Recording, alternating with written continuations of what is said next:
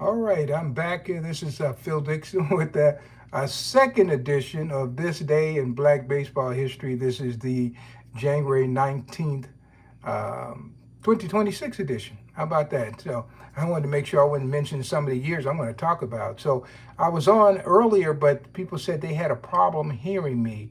So I want, if you're the first one here to step up to the plate, let me know how my volume is and if you can hear me okay, because I want to make sure that I give these conversations. So somebody said, we can't hear you. Okay. So I'm going to have to stop this broadcast and figure out what's going on. I appreciate that.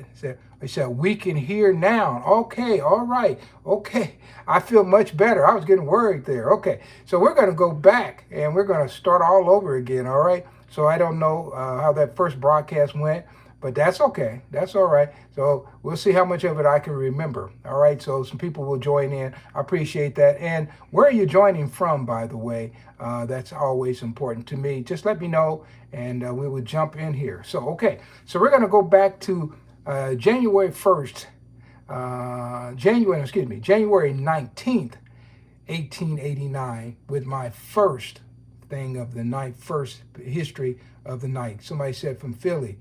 All right, well, I'm going to get close to what your area is. Matter of fact, a couple of players I'm going to mention in this little piece here did play in Philadelphia. So the Pittsburgh Keystones announced on this day that they had secured the grounds at 28th Street and Penn Avenue for the coming season. And in addition, they stated that because of the abundance of those wanting to play baseball, that they are going to have a reserve team for the season. And that was in 1889. They also said they are working to get W.S. Brown to be the team's manager. And once again, I don't know much about Brown. I'm still doing some research on him to kind of find out who he was. I found somebody that looked like they were in politics, so I don't know if they were a political figure or what, but evidently somebody had a love for baseball, and they were trying to see if they could get him maybe to be manager. I don't know. Maybe he had some affiliation with some professional team. So anyway, during this period, some great ball players came out of Pittsburgh. The first one that comes to mind is John Preston Pete Hill, who had played for the Keystones, and of course, he ended up playing for the Smoky City Giants as well. Also, they had a guy by the name of Ross Garrison. He played for the Keystones and of course, once again, the Smoky City Giants. And Charles Lyons, the famous catcher who played for the Cuban Giants. Later on, he played for the Keystones and a few things like that, a few teams around Pittsburgh. And I don't know if, I think he did play for the Smoky City Giants. And I think when Bud Fowler came through there trying to organize a team around 1902, 1903.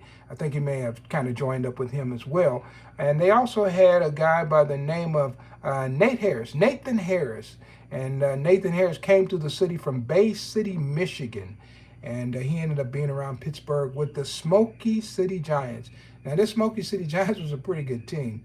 And and in 1904, Harris became manager of the Smoky City Giants. Of course, in 1906, he replaced Grant Home Run Johnson with the Philadelphia Giants. And of course, Grant Home Run Johnson, the famous shortstop, who I think should be a candidate for the Hall of Fame, because this guy, his nickname was Home Run, and for a good reason. He hit home runs. And if you from Philadelphia, you probably heard about Home Run Baker.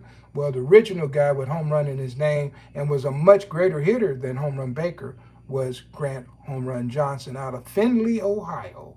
So yeah, but Nate Harris ended up taking his place, and Nate Harris was he would get as many hits as Johnson, not with as much power, but he would certainly steal you a lot more bases. And of course, Nate Harris was an outstanding football player as well. So, all right, that's the first one. And now we're going to go to January 19, 1935, and there's a gentleman by the name of Fred Valentine. Fred Valentine, I used to get his baseball card all the time. He played for the Washington Senators. Now, I lived in Kansas City. Of course, we were American League town, but I was never excited to go see the Washington Senators. I think the Washington at that time, their big hitter was Frank Howard. And he had the distinction of over in Municipal Stadium, he hit one out of the park over right field, and that was quite a distance. onto Brooklyn Avenue. And as far as I know, the only people that did that was, I knew Don Menschner, the Minnesota Twins did, of course, Frank Howard, and Mickey Mantle hit one out of there. And I think maybe Bob Oliver or somebody like that hit one out of there. But it wasn't a lot of guys who actually hit the ball out of the park. Now, we're not just talking about in the park home run because they had some stands there. I mean, actually out of the park on Brooklyn Avenue.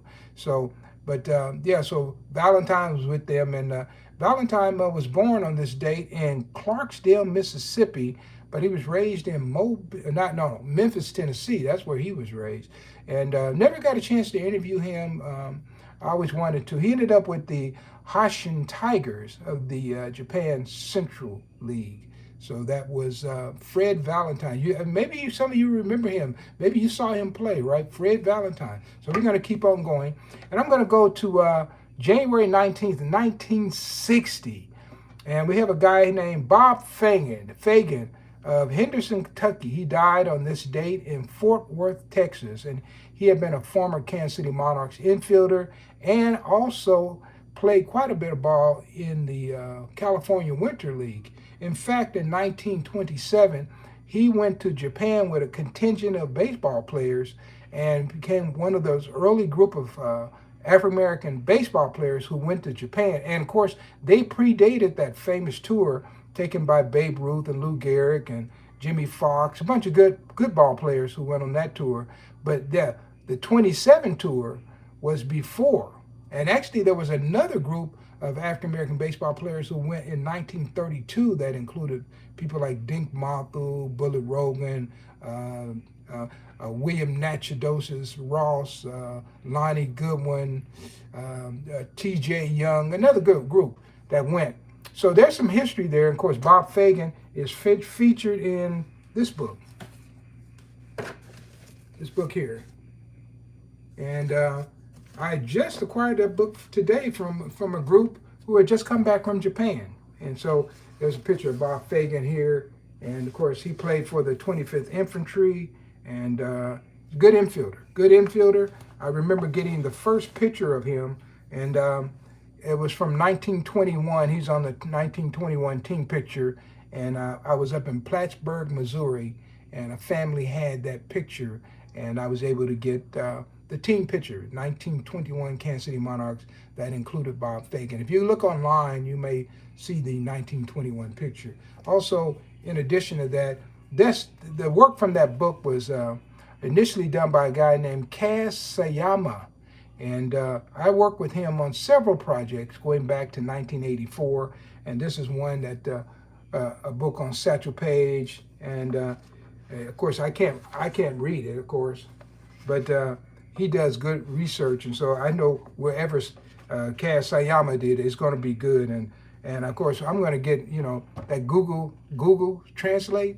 I'm going to translate this, and I'll be able to see what it says, right? So modern technology had allowed me to do some things that I couldn't do way back. But interesting thing about this book here, right, is that in the back it's even got my picture, me being interviewed by Kaz Sayama, and that goes back a few years. So he's still alive, 90 plus, and is in Japan, and he's a member of the Japanese Baseball Hall of Fame. So if you haven't heard of him, that's somebody that you might want to know about. Did outstanding work. All right, and you guys can still hear me okay, hopefully. Send a few hearts if you can. Now, also, if you're joining me, let me know where you're joining from. All right, so we're going to keep it going here. So we have Bob Fagan. Okay, and then we have January 19th, 1961. And we got the Cleveland Indians released former Newark Eagle, Brooklyn Dodgers pitcher Don Newcomb. Of course, Newcomb had won the Cy Young Award and a league leading 27 wins for the Brooklyn Dodgers in 1956. Yeah.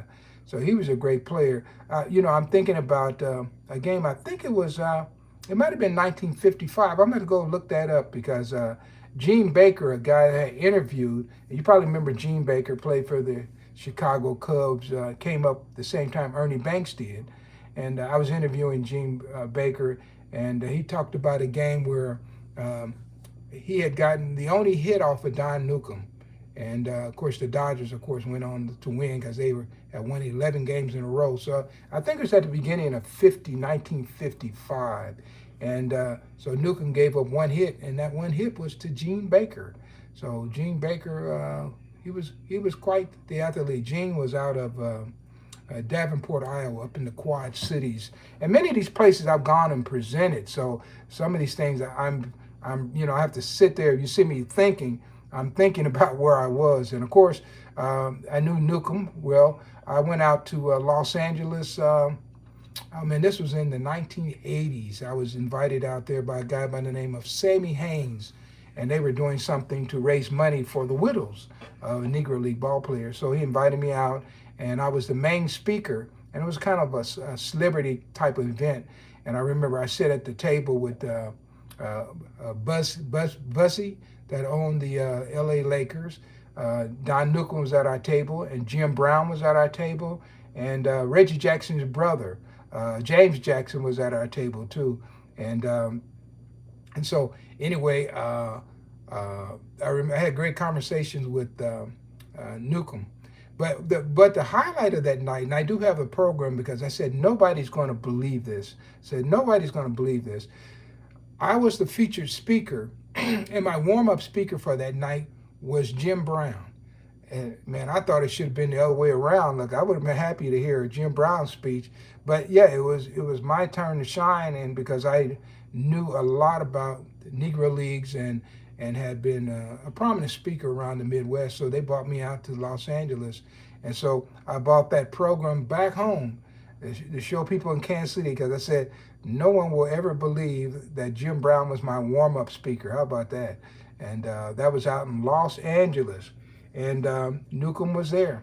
And it was a great event. I remember, if you ever see The Color Purple, the original Color Purple, the guy that played, he played the character that Oprah Winfrey played. He played her husband, and he was there. He played the character of Harpo. He was there. I had a long conversation with him that night, and he had just been in some movie called UB4 or something like that. And he said, I'm getting ready to leave Los Angeles because I can't get good roles. I'm going back home. And he was somewhere in the South. And so that was the last time I see him. I wish I could find him again and write him. But yeah, at that particular time, if you said who the guy who played Harpo, man, everybody kind of knew who he was. But yeah, that's life, and that's how the ball bounces after 40 years. You'd be surprised who you met over those years. So yeah, and so somebody's joining me from St. Louis, and we have Philadelphia. If you get anybody else, let me know. I'm almost finished here. I'm just rolling along. How about this one? We're going to go, I'll just dance through this one. Pitcher Anthony Young is born January 1966 in Houston, Texas, and he was a member of the Mets, Cubs, White Sox from 1991 to 1996, but won 15 games with the Texas League Jackson Mets in 1990. So he's a pretty good minor league pitcher. I don't know if guys hang around the minor leagues that long, especially in one city, to win that many games these days. Seems like if you start showing some ability, man, they move you on up a lot faster than they used to. You guys used to make a career out of just going to the Pacific Coast League, especially in the 20s and 30s when they didn't have any of these free agency rules. And so if you were owned by a team, you were just owned by that team until they sold you or you just retired. So that is baseball history. But nowadays they move you along because they need lots of help, especially if you're a good pitcher. Every team needs good pitchers, right? So we'll go to another one. January 19th, 1976, guy by the name of Otto J. Bird Ray, out of Lexington, Missouri. He died in Liberty, Missouri. And he was a member of the Kansas City Monarchs and St. Louis Giants. I did not have a chance to interview him, but I knew many people who did know him, and I was able to get glean stories from those people. And he ended up being a detective here in the Midwest, in Kansas City. Actually, I tell you what, now I'm always giving a little trivia question. I guess there's enough people here. If you could name me a famous African-American baseball player who became a policeman and passed away in the line of duty. I would appreciate that.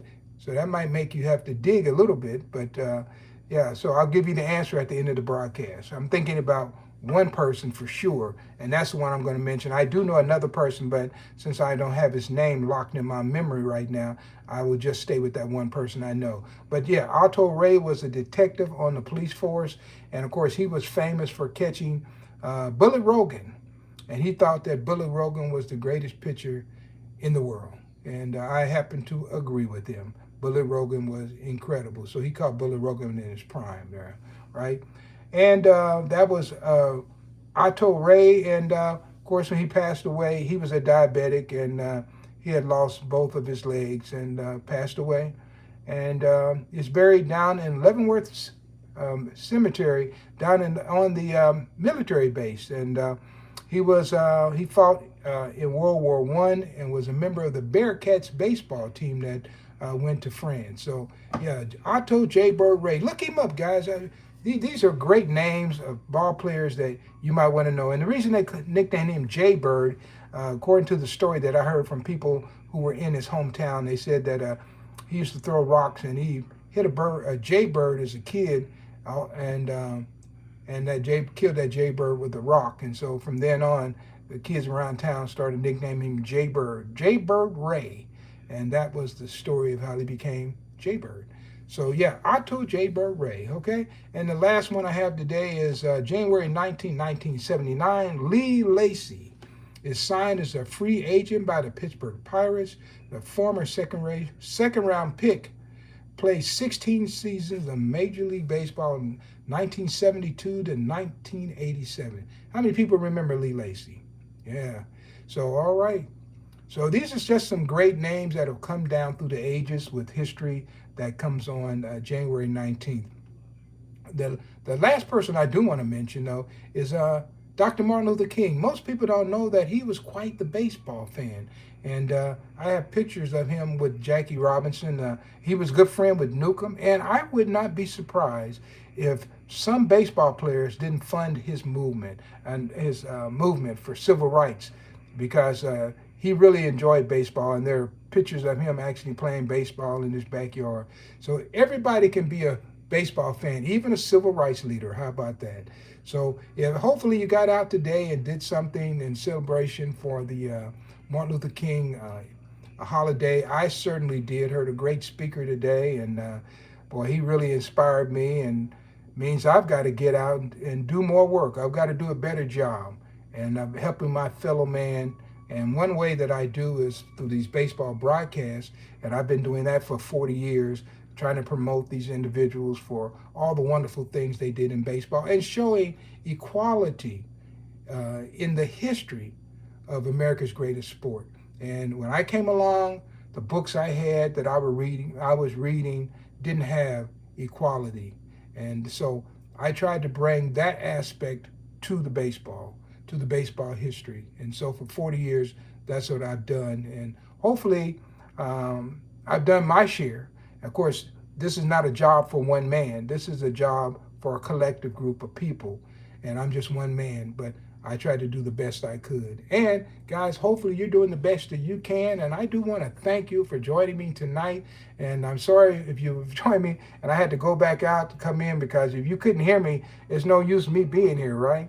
But if you like what I'm doing here, guys, go ahead and subscribe, share the broadcast with someone who might be a baseball fan, maybe someone who just likes history, because I give a lot of social history in my baseball. If you notice, I don't do a lot of statistical things on these broadcasts. I could, and that's the part that kind of scares me a little bit, because I used to work for the Kansas City Royals, and during the game, one of the things that I did is I manned the computer and I logged every play, and at the end of the night, I was the one who printed out the statistics, had to look it over.